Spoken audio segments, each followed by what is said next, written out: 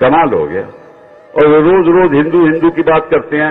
मैं पूछता हूं कि असली हिंदू कौन है, ये बताइए मुझे। हिंदू की परिभाषा क्या है, किसे कहते हैं हिंदू, चलिए आपको समझा देते हैं ताकि डिबेट में आपको आसानी होगी। पहली पहचान, हिंदुस्तान में निवास करने वाले जिस स्त्री पुरुष का कोई गुरु नहीं है, गुरु भी तत्वदर्शी हो, जिसे मात्र वेद गीता और पुराणों का ही नहीं बल्कि पूरे विश्व के सभी धर्म ग्रंथों का पूर्ण ज्ञान हो, जिसे विश्व की लगभग 2700 से ऊपर भाषाओं का पूर्ण ज्ञान हो। और ऐसा तत्वदर्शी गुरु एक समय में धरती पर एक ही होता है।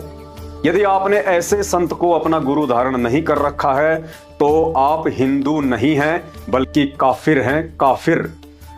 दूसरी पहचान, यदि आपकी भक्ति साधना वेदों और गीता जी के अनुसार नहीं है तो आप हिंदू नहीं बल्कि काफिर हैं, काफिर।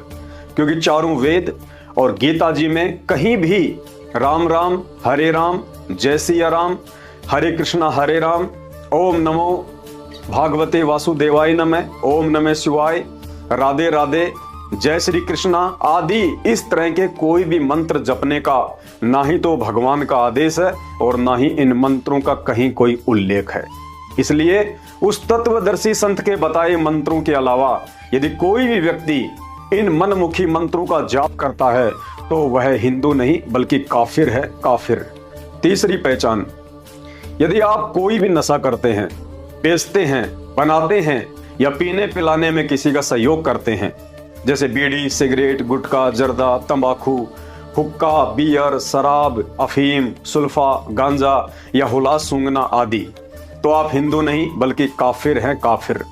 क्योंकि पौराणिक कथाओं के अनुसार तंबाकू के पौधे की उत्पत्ति गाय के खून से हुई है। अब एक तरफ तो आप गाय को अपनी माता कहते हैं और दूसरी तरफ उसी माँ का खून पी रहे हैं, तो आप काहे के सनातनी, काफिर हैं, काफिर। चौथी पहचान, यदि आप किसी भी पशु पक्षी या जीव जंतु का मांस खाते हैं या मारते हैं तो आप हिंदू नहीं हैं बल्कि काफिर हैं, काफिर। क्योंकि सनातन धर्म में किसी भी जीव की हत्या पूर्णतया निषेध है।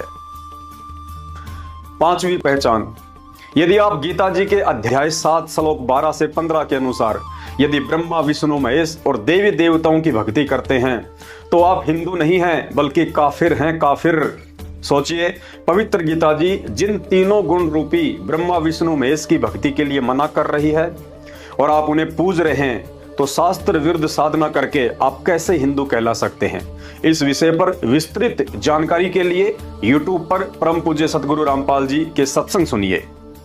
छठवीं पहचान, यदि आप पूजा करते हैं, श्राद्ध निकालते हैं, मंदिर में मूर्ति पूजा करते हैं, शिवलिंग पर जल या दूध चढ़ाते हैं, कावड़ लाते हैं, पद यात्रा करते हैं, तो भी आप हिंदू नहीं बल्कि काफिर हैं, काफिर। क्योंकि गीता जी अध्याय 9 श्लोक 25 इस पाखंड पूजा के लिए मना करता है और गीता जी के विरुद्ध भक्ति करने वाला हिंदू कैसे हो सकता है? वह तो काफिर हो सकता है, काफिर। सातवीं पहचान, चोरी, जारी, ठगी, मिलावट, रिश्वतखोरी, कालाबाजारी, गाली गलौच, मारपीट, व्यभिचार और भ्रष्टाचार जैसे कुकर्मों में लिप्त व्यक्ति हिंदू नहीं बल्कि काफिर है, काफिर। आठवीं पहचान, पर स्त्री को बहन बेटी के बजाय गंदी नजरों से देखने वाला या व्यभिचार करने वाला हिंदू नहीं बल्कि काफिर है, काफिर।